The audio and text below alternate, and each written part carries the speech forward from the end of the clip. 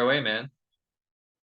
Welcome to the fine print, ladies and gentlemen. My name is Caleb Teskey, and right now I'm joined by Trev Schell, the CEO of Extract Vermont in Saint Albans. Trev, thank you so much for being here with me today, man. Of course, dude. A pleasure, man. Appreciate it. Cool. And I had a little panic moment before this because I thought I lost my notes because I spelled your name wrong and I couldn't look them up. And I was really freaking out because I pulled over at a gas station on the side of the road to talk to you that day that you called me. And I just Oh, sat there in Johnson at the Jiffy or whatever the fuck it is. And yeah. I was going to lose the signal and I wanted to have the chat. And I was glad I stopped because it was a great chat. for Um, sure. would you mind sharing your 5-minute life story with us, please? Yeah.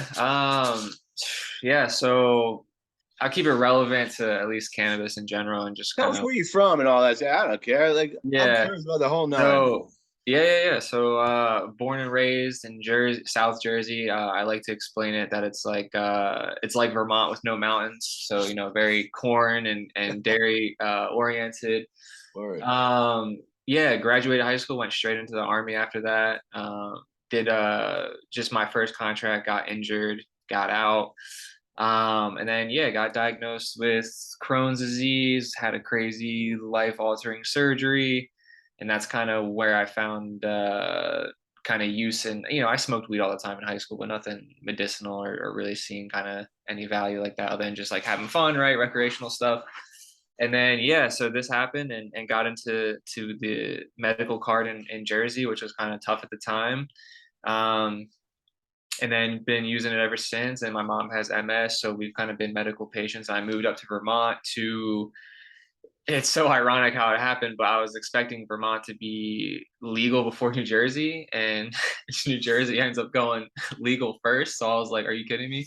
Are So you anyway, kidding? but Are you kidding me? That is a yeah, great question.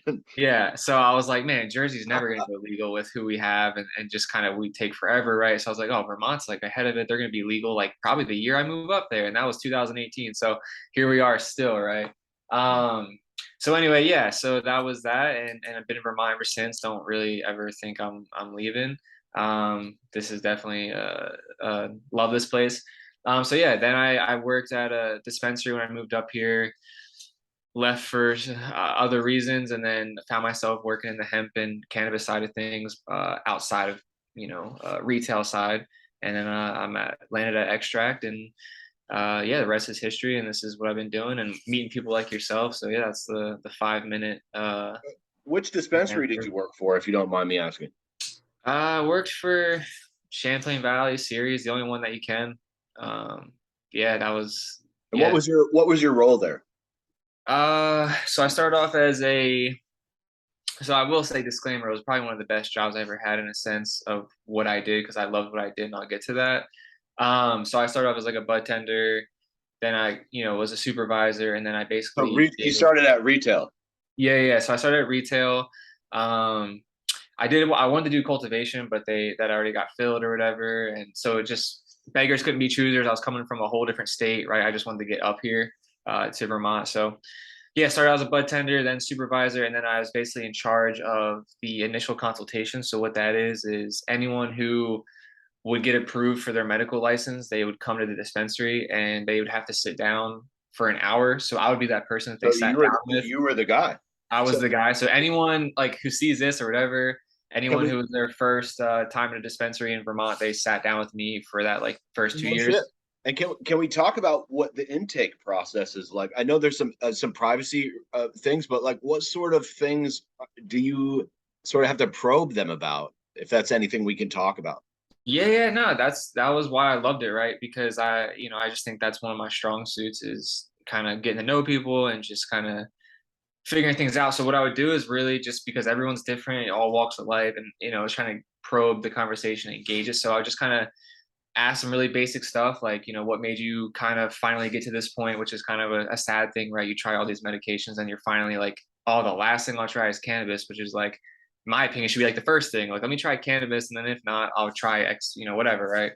So kind of just like break the ice, figure out what's going on. I did a lot of research every day. Like anytime I didn't have an appointment or even between appointments, I would read like cannabis for Alzheimer's, cannabis for Parkinson's, So in your Crohn's. downtime at work, you were doing research. Oh, all day, every day I was reading of like, there wasn't much stuff out there, but the stuff that was, I was soaking it up of like, how can cannabis help with tremors and sleep and this, that, and the other? Because the last thing I want to do is be the dude to be like, here's that 34% fire, go smoke it, right? Because like that's not right. So I'd be like, what are you getting into today? Like, do you have work? Are you on your lunch break? Like this, that, and the other, and then basically build them a toolkit. So So you can um, custom tailor sort of each patient with what best yeah, fits their needs. yeah, and like I'm not gonna throw shade. I could No, that we're could be not throwing shade here. no, that could be I'm a just whole that could be a whole like other 3 hour interview. But what I'm getting into is basically like they kind of told me like, oh, this is kind of like a blanket system, and I really disagreed. I was like, not at all. I'm not gonna give someone a tincture, a mint, a cookie, and a pre-roll every person, right? Like I'm gonna sit down and figure right. out what it is that they want to do or how much they want to consume at a time or Especially whatever. if you have like a recovering alcoholic or something, like you don't want to Yeah, send them home with some alcohol tinctures, right? yeah. So I'm like, I'm gonna listen to each person, and most honestly, no appointment would ever go less than an hour. I'd actually make it probably like an hour, hour and 15 out to the point where like my manager was like, yo, you gotta dial this in. I'm like, no, man, like No, you I'm don't. no, I'm like, You I'm got to here to dial it figure out. out what they need. And the people understood that and they can sit in the waiting room and they were patient because they knew when they'd come in that they would also get the same experience and run through and be heard and all that kind of stuff. So And I have heard this from, and this is not a critique of anyone in particular, but I have heard that at some medical dispensaries, they sort of just rush you in and out the door, and it's a very oh, impersonal experience. 100%. I mean, like I went to a few out in Cali, and some of the business models, and some of them are like open about that, right? They're like, it's all about the flow, kind of come Hurry in, up and buy. yeah, yeah, come in, get your shit, get out, and like people are okay with that. Wow. But I think the vibe is different if you're going to. So for example, my mom has MS, right? So there's still like a medical portion in New Jersey. So like there's no lines. You can still ask all those questions, right? So I feel like any dispensaries that are still like medically oriented or anything like that, you kind of aren't in that rush phase. I hope, you know, in Vermont, I hope there's might be retail shops who are like get in, get out, totally understand, and that's where people will go. And then there might be other ones that at least some of the people I talk to, I feel like they're gonna allow you to take your time and have like bud tenders walk you through stuff and like really go over any questions that you have and then allow you to make a choice on what you've experienced compared to like hurry up, I'm holding someone up, I would just grab something I don't really know much about because I'm pressured and then I'm not happy with what I got when I got home, whatever. And it seems like in a medical setting, especially, you should take that extra time to get to know your customers and get to know their needs, really. 100% because you'd be surprised, but very few people had actually been like cannabis consumers. Like a lot of the people coming through were, obviously medical patients and like 40 or above, and they're like, dude, I grew up with this shit being told that it would kill me. And now here I am having like a young adult tell me why it won't, right?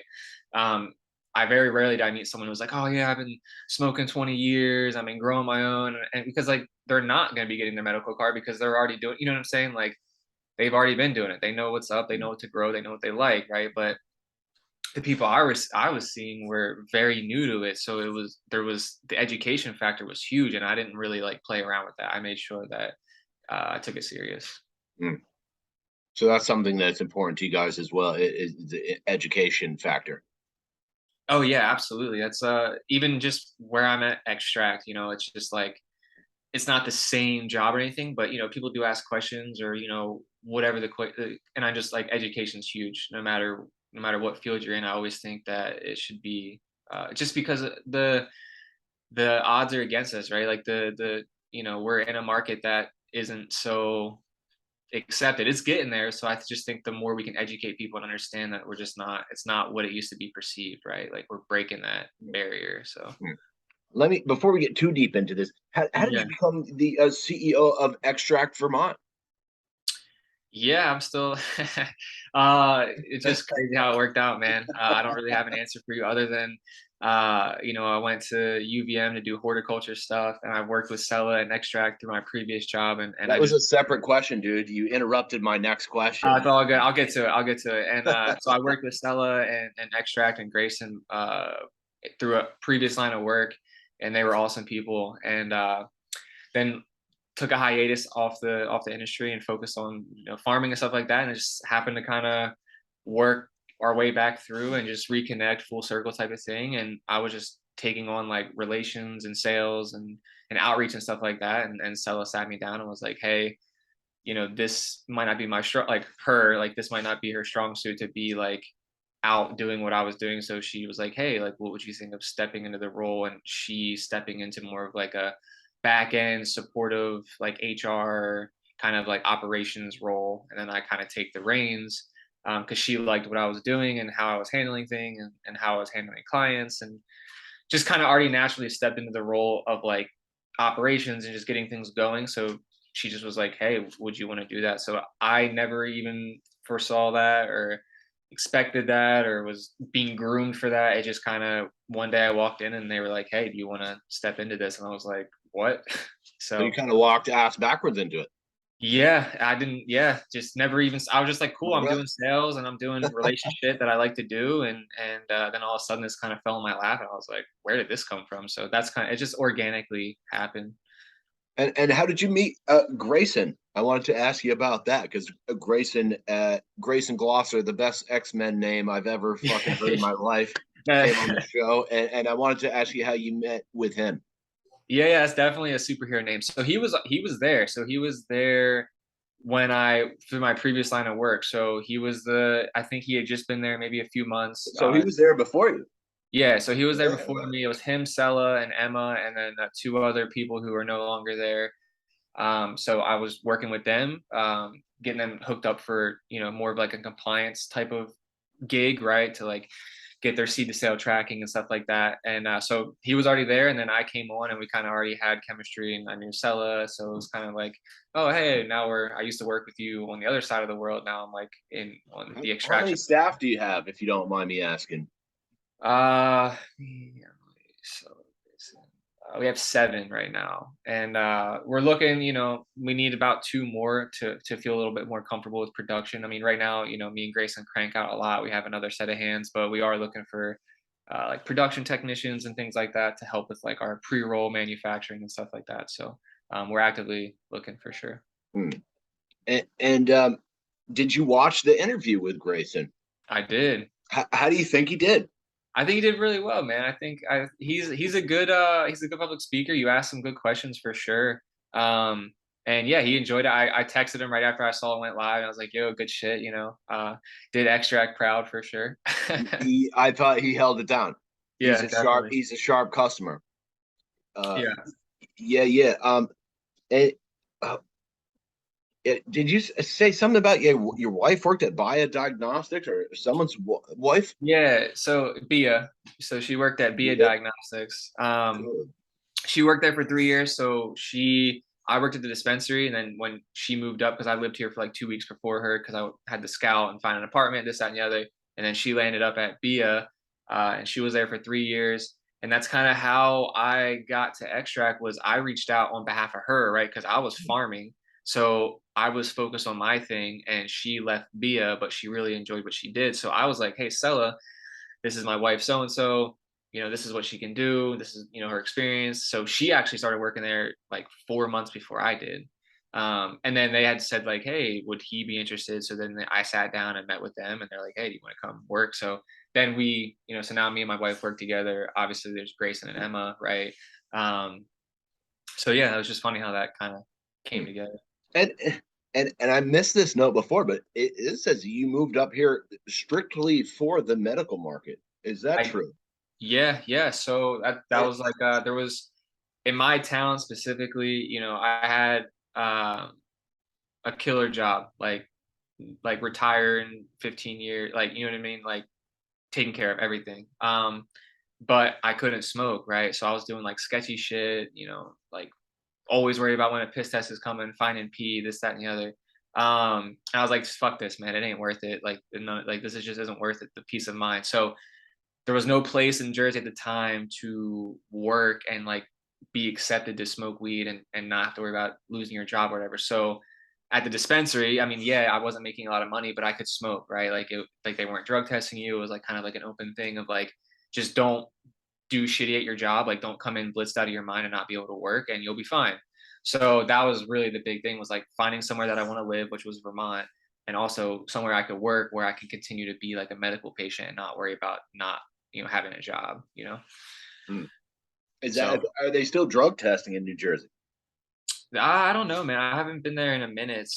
I'm not sure. I'm sure there's some places that are like, I know, yeah, I mean, it shouldn't, you really shouldn't, especially if you have your medical card, you should be exempt or something, right? You should have some If sort you're of, gonna legalize it, you can't yeah, be like like you should now be you're in. able, I get like certain jobs, right? Like if you're a nurse or like my mom's a nurse and stuff. So, it's like if you're a doctor or whatever, it's like Yeah. cool. Like you just can't, I understand You maybe like can't a be high if microdose you're or doing heart something. surgery.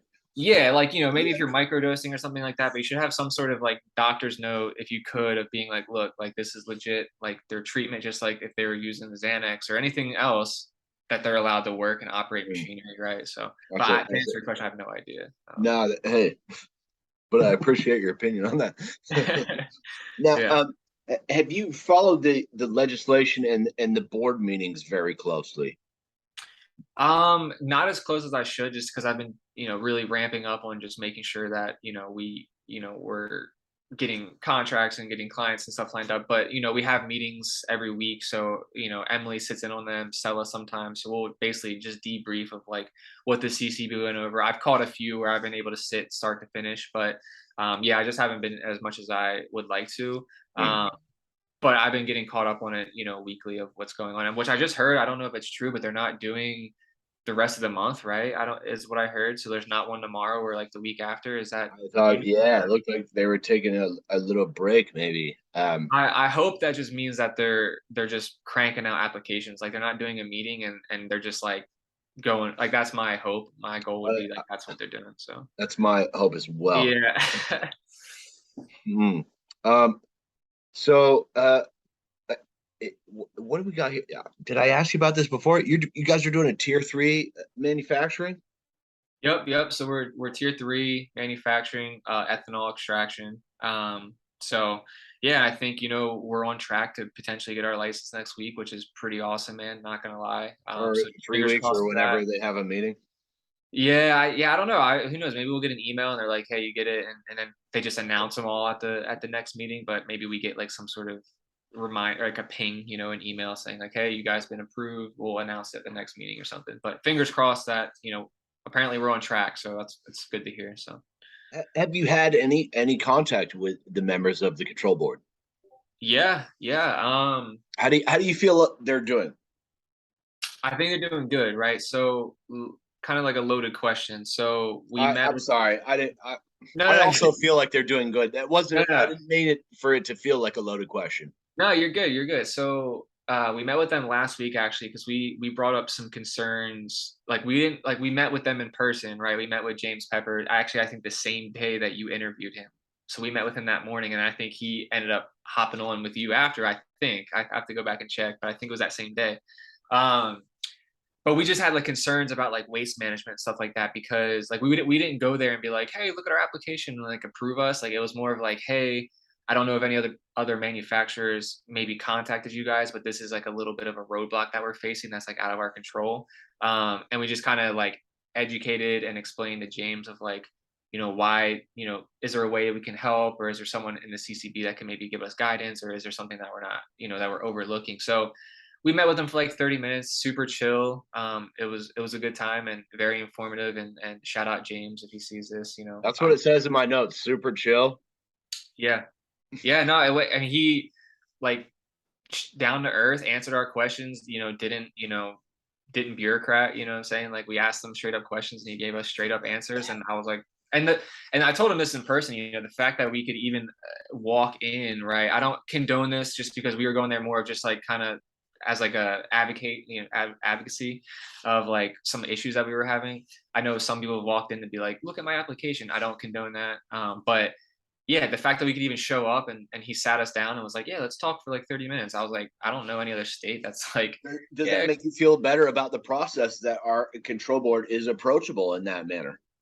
I think so, because I kind of, I'm not the biggest person for government, like, but to see us be able to walk in and like talk to like like the community, right? The CCB who's in charge of this and making sure that like we're gonna go off to the right foot. And it was cool, to say the least. And they have a, a lot of respect. Like shout out to them for being able to do that. And I've only seen them, no matter what they do, there's gonna be people who might be angry or not like some of their decisions, but they very easily could have told us, hey, we're like go home. You know what I mean? And they didn't, right? And we talked with them, and so it really opened my eyes to a lot of stuff too. So it Mm, definitely left with a good feeling. mm. And I gotta say, I am personally, as a journalist, I have no opinions on anything. But as a human, like, it is nice that you can call them up and then Yeah. uh, do an interview. They've all done interviews with me, and I really appreciate that. It's nice that people that are supposed to be accountable to the public are being accountable to the public. Yeah, yeah, I couldn't have said it better. Like that's exactly that. They could have Mm. very easy been like, no, we're tied up, and just never get, you know what I mean? So the fact that you're able to get all of them and get all their perspectives is it's huge, especially That for was our industry. that was really nice. Um, I want to talk to you a little bit about sort of like overhead costs in terms of opening up an extraction lab. I know some of the machinery involved is incredibly expensive, and I'm sure I don't know if you guys own your own building, but I'd like to sort of ask you about obtaining your own building and the challenges involved with setting up a lab of that nature. I don't know if you have to have emergency spray showers or shit like that in your lab, but um, Yeah. So it's actually, yeah, it's definitely it's a hurdle, right? It's definitely, it was a challenge, still is, right? But we're all good on our application side, but there was a lot of work to get to that point. We don't own the building, but we have awesome landlords, owners of the building. They actually also have their business in there as well, so it's pretty cool. They're there every day. They're there with their family. We get to see them and watch them do their thing. They watch us do ours. Um, but I think we actually really lucked out because the the spot that we're in was built out by the state of Vermont for a previous lab. I think it was like botanicals or some sort of like animal something, right? I don't know what it well, is. Don't quote me on that. So so it it's kind of, all up to code. yeah, well, a little bit, but it kind of already had the bells and whistles. But Grayson had like explained to me that it was a lot of outdated stuff, like just fittings and jacks that we didn't need. Like maybe it was for like chemistry lab, cool, but like for extraction, there was still a lot of stuff that we had to put into place. We had the C1, is it the C1D2? Like fireproof, explosion proof, all that kind of stuff. Like we had to outfit these rooms to where our extraction equipment would be. So that wasn't how the building was. So we moved in, we had to put quite a bit of money into outfitting that stuff for our extraction, and then obviously getting the equipment and a lot of stainless steel and stuff that adds up pretty quick. What about ventilation and things like that? Yeah. So actually, it came with fume hoods and everything, which is huge. That's Grayson was telling me that's a really big expense to outfit that into, putting your own Huge. fume hoods in there. So we came with two. We only use one right now, so we are able to grow into a Wow. second one. So from his standpoint, because like that's his wheelhouse, right? But like when I asked him that, he basically was like, we had a really good skeleton to move into, and then we just kind of built from inside. But it had a really good foundation for us to move into really and be confident with our space and what we're doing, and that we wouldn't have to find another space because we would outgrow it or whatever, right? So we're just like a really good spot. So Are you guys required to have any of that shit like a lab where you have like emergency showers, like an eye wash or any of yep. that stuff? So yeah, we have all of that, and that all comes with like the fire marshal and the codes and this, that, and the other for like what we're doing and ethanol. So we have like our eye wash station, we have the shower, the pull down shower, we have our waste management, our hazardous waste. Like we have all of that. Like we have to do all of that. And since we've already been doing hemp for almost 3 years at this point, like we've already had that in place. So some Oh, manufacturers who are just now maybe getting into the game, this is something that maybe they all have to get at once. But we were basically just set up to copy and paste, right? So like everything we had for the hemp market, we're able just to copyright the THC, Wow. minus a few other things like waste removal and stuff like that is a little bit different because cannabis is a toxic waste, which is kind of funny. Or hazardous waste. So that was it. Like just a few like check boxes through the fire marshal, but other than that, it was just like the smoothest transition, you know. And I want to stop you right there because this thing about that cannabis is a toxic waste is something that has been mentioned to me by a number of people, including people that said there's no companies in Vermont that will process that toxic waste. So companies from New Hampshire will have to come bring it here. And when they cross state lines, it's actually a felony or something like that. Am I on the right track? Yeah. So that was the whole reason behind our CCB trip was what you just said there was to ask if James or anyone at the CCB has heard of that, right? Because a cultivator is a different way that a cultivator would remove their waste, right? Pretty easy on the cultivation side of getting rid of your waste. But on our side, where we're dealing with ethanol or anyone doing manufacturing, whether it's solventless, whatever the case is, you're gonna quote unquote have your hazardous waste, right? So that was like a big concern of ours is there was no one in Vermont to take that on. So it gets trucked across state lines. And if, they do decide to take a test or a sample or something and it pops hot, now liability is on us.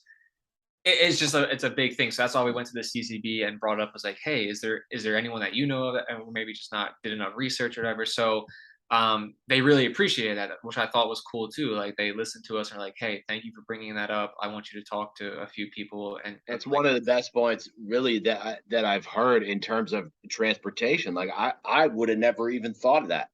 yeah, and that all just came down through, you know, applying for our license and seeing certain boxes that we had to get approved, and that was one of them. So, my wife is compliance and administration, all that. So she started immediately searching. She was like, "Whoa, I think we might have an issue here with waste removal, and I think we should, we got to go talk to the CCB and stuff and just see, can they work So with us? Number one, your number wife two, brought that up.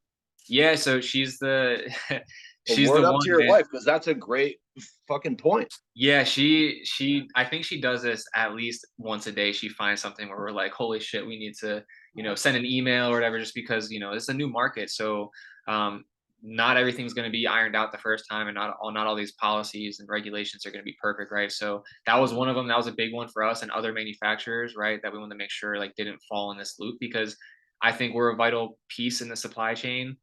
Just like everyone else, right? Everyone has their part, but you know, we don't want to have us bottlenecks. Same with like cultivators. And I'm glad like, they came out with cultivators able to plant regardless, which is still crazy to me of how they do It that. But seems like manufacturing is the bottleneck. Like yeah, that's where it all flows through. Like and not just for cannabis, but dairy and yeah, other sort of products like that.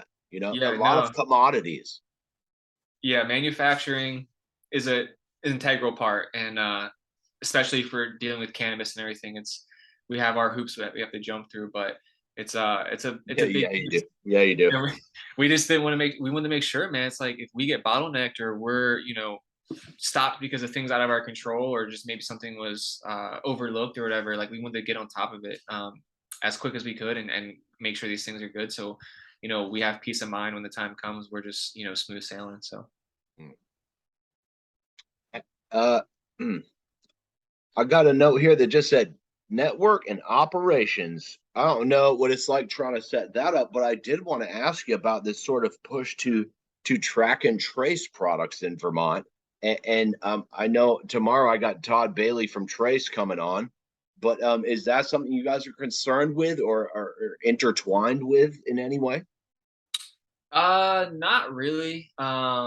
We have this system that we use, and it basically does everything for us, right? Like it generates everything we need: batch IDs, lot IDs, QuickBook integration, ingredients, re-ups, like literally everything. So we were doing that ourselves through like Excel, right? And just kind of documenting that. But then again, there's a lot of human error that comes into play, and right. So we found this company, we work with them, and we basically have our own like they have like a title for it, but basically like our own operations member through Well, this. Re-Up, by the way, would be a great name for some weed software. a trademark. But yeah, we basically have like our own kind of operations manager through this company who basically like on call and it's like, hey, basically monitoring our inventory and like our integration and things like that and being like, hey, you guys might need, you're looking a little low in this department, whatever, right? So at first we were worried about that. We luckily came across this company and they've been awesome, and we meet with them twice a week. And we just make sure our stuff's ready to go, and so there should be no issue going into THC. Now, Mm. I know of trace and everything like that, and there's cultivators. I think that's going to play a huge part. I think for us, we're good, but for the average cultivator, I think that that is something that's like probably front of mind of like seed to sale, this, that, and the other. So, but yeah, we got ours taken care of, and it's pretty smooth. Mm. Um, what about the banking? How have you guys worked your way through that piece of the situation?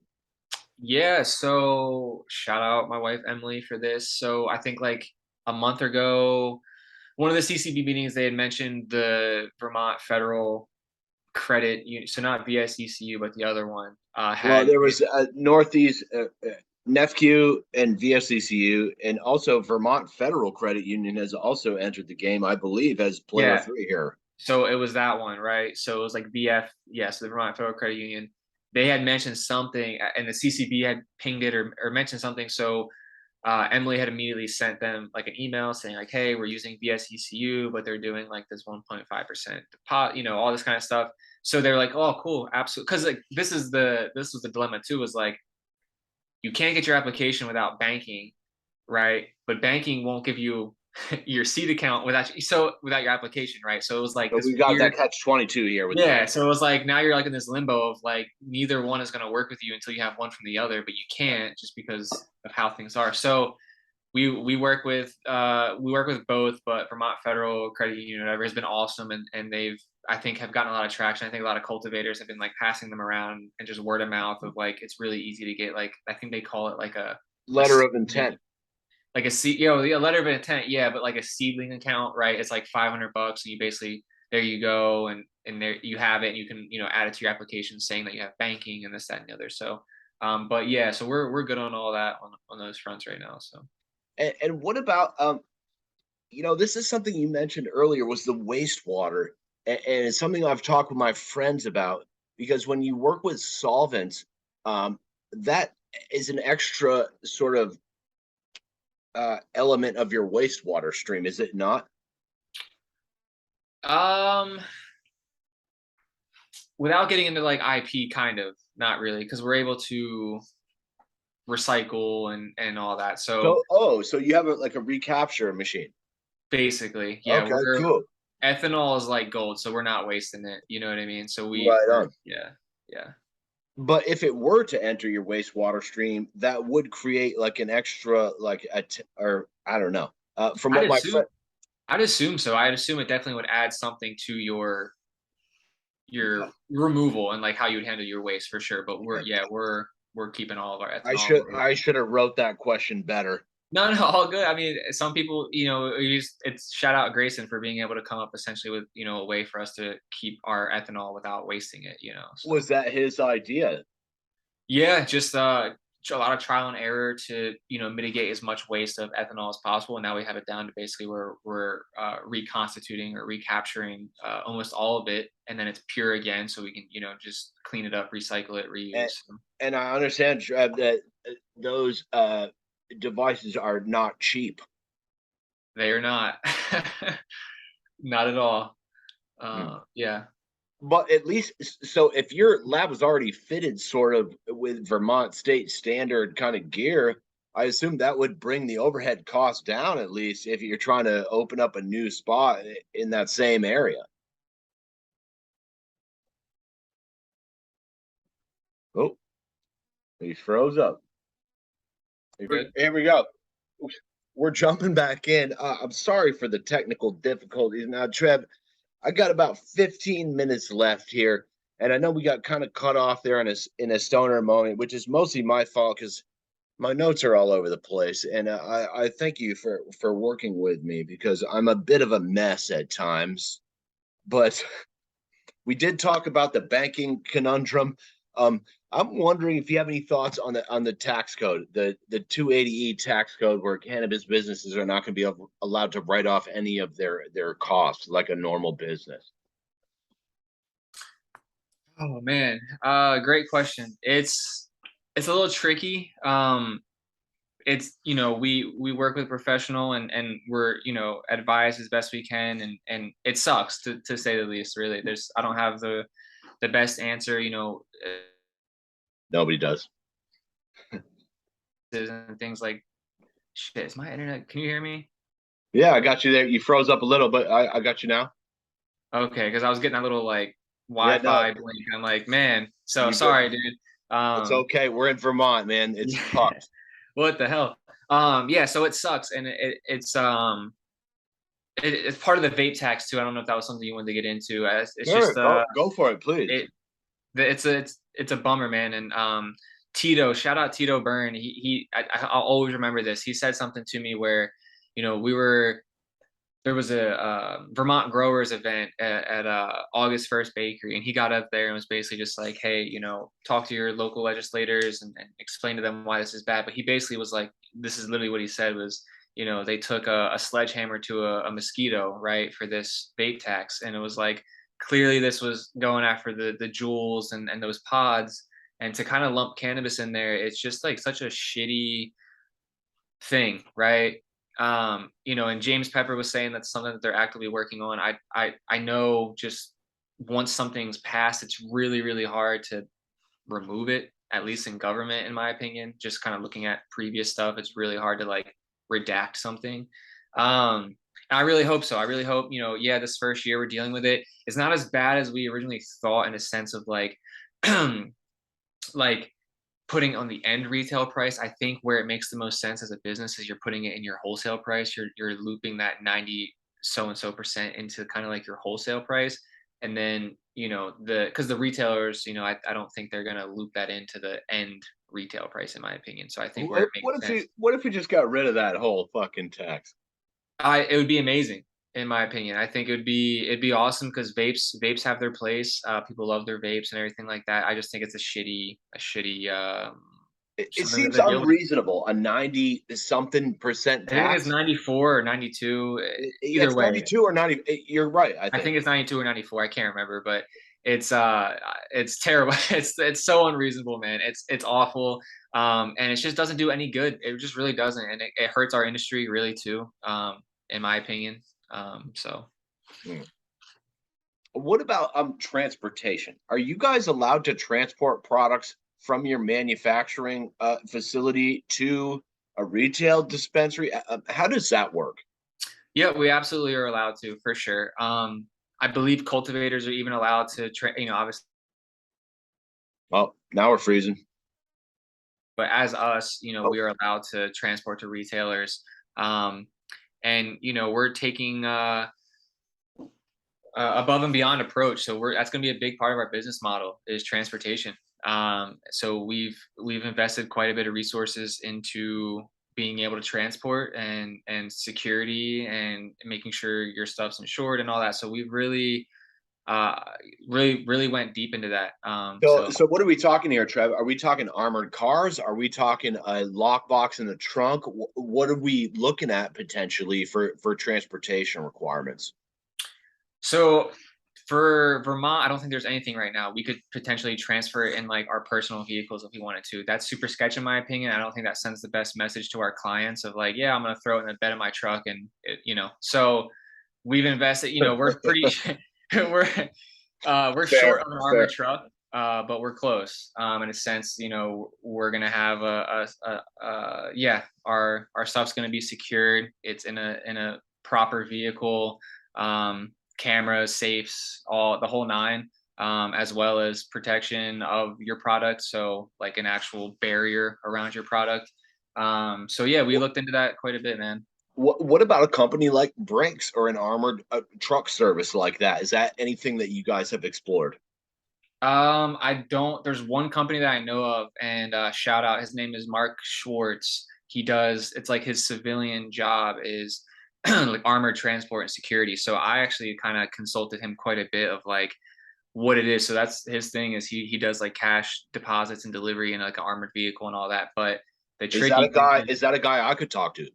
absolutely, you definitely should. He would be a good guy to have. I can make an intro if you want. Please, He's a please do. cultivator too, which is cool. So he's a cultivator, but also this is like his business as well as Are training you a people. cultivator, Trev?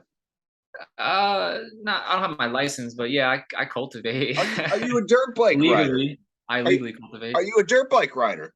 I am a dirt bike rider. Yeah, Yes. many trades. That was a But side yeah, note. yeah. Sorry. No. You're good. You're good. I could go all day about tons of different shit, but Tell me I'll make about. it intro, man. Here's one thing I really want to ask you about is about liability. Say you guys are getting a product from a cultivator. It's coming through your manufacturing plant or whatever. You sell it off to a retail dispensary. Someone gets sick, and I'm not saying this would happen. This is a strictly hypothetical. But who in that chain is going to be liable for the product, or is it going to be like alcohol, where it's everybody in the chain, where everyone might be liable? I don't know if I have the answer I can speak on this, but I can tell you what we're doing for that, like what we're doing to prepare for those types of instances, those measures, Sure. right? So we have contracts in play, right, that will protect ourselves as well as our client, right? But a big thing is packaging. So if we're dealing with like faulty packaging or something like that, where it allows something to spoil or go bad or whatever, that's obviously one issue, right? But another is just we have SOPs in place, right? So for example, if someone was to have one of our chocolates that Emma made or something, and it's like, oh, this got me sick or I'm gluten free and it had this in it. We have our SOPs where our standing operating procedure where we literally follow it to a T. So if we Is were, the product tested before it gets to you? Sorry to interrupt. yeah, it has to, right? So Okay. you'll have your pre-harvest test and then we require post-harvest test, right? And then when we deal with the product, if we're going through extraction, right? So if we're doing extraction and then we're taking that oil and putting it right into an edible product for that cultivator, we're also going to be doing tests per each lot to make sure that the levels of THC are staying consistent, or the COA is being basically your chain of evidence, right? Like we're having a really solid chain of evidence all the way through to then the So final you've product. got a tested product before you process it. Absolutely. Okay. So and it just protects everybody, right? And then we have our valid COA before Emma or anyone, right? Before anyone would basically get into making something, before we start hopping into your edible production, and then from there it would also have a COA after that. So if you have a tested product before you hand it off to someone else, are you then responsible if something happens to it down the line, or do you I, know?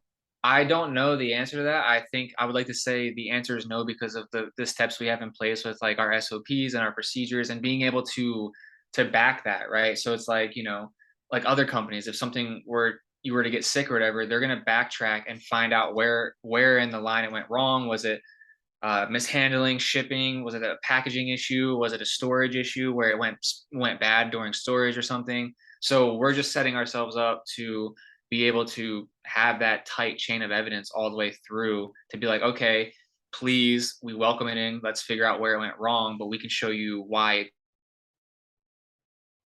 Mm, there we go again. We're losing it You again, know what I Trev. mean? Oh, Okay, we're there we go. breaking up a little. Look, we've reached the end anyway. There we go. We got it. Look, I always like to give my guests the last word here, Trev. This has really been fantastic, and I've really enjoyed speaking with you and with Grayson. And I think, from the sounds of it, you guys have a really sharp team over there. And I wish you the best of luck, but I like to leave the floor open for my guest here for the last word. Yeah. I'll say this, keep doing what you're doing, man. Is It's huge. It's huge. I've met people and seen people that I maybe haven't seen in the community before or knew what they were doing, and it's really insightful. And I think there needs to be people like you who are doing this. So just don't stop, man. I think it's huge for doing the John Rogers stuff and just getting like James Pepper and just it's needed, man. And I met a lot of awesome people just through seeing what you're doing, and I got to meet you and like get to do this and kind of showcase our business and what we do. And Yeah, it's just it's cool, and I don't take it. We don't take it for granted. I don't take it for granted, and it's just a cool thing to be able to show what we do and give a little bit of insight of who we are and how we can help, and also get to see the other, the community that you're able to get on as well, right? And you had a lot of cool guests too that I just maybe haven't heard of, or because they've been low key, right, for a long time, or whatever the case is. I have had a lot of cool guests, and So thank you for saying. yeah, I agree. Yeah, yeah. so yeah, it's just been cool, man. And I'm like, all right, so just like I said, I'll end it. Just keep doing what you're doing, man. And I think you're onto something for sure. You definitely have a niche going on. So Well, I hope we can maybe follow up on this later after retail sales go live. Maybe we'll come to your lab. We'll do an interview right on the spot. yeah, we'll bring the lighting and all. We'll sit down and have this, yeah, Yes. we'll in person shoot the shit. All right, Trev Schell, Extract Vermont. Thank you so much for your time, man. I hate to cut this short, but we got to go get some B-roll footage from that interview the other day. Yeah, dude. I mean, what a beautiful spot you're about to go to, man. Like, kill it, dude. Kill it. I'm looking It forward to is. seeing it. I But thanks for really your time, appreciate bro. it. Yeah, yeah. Best of luck to you guys, and we will definitely be in touch. Word. See ya.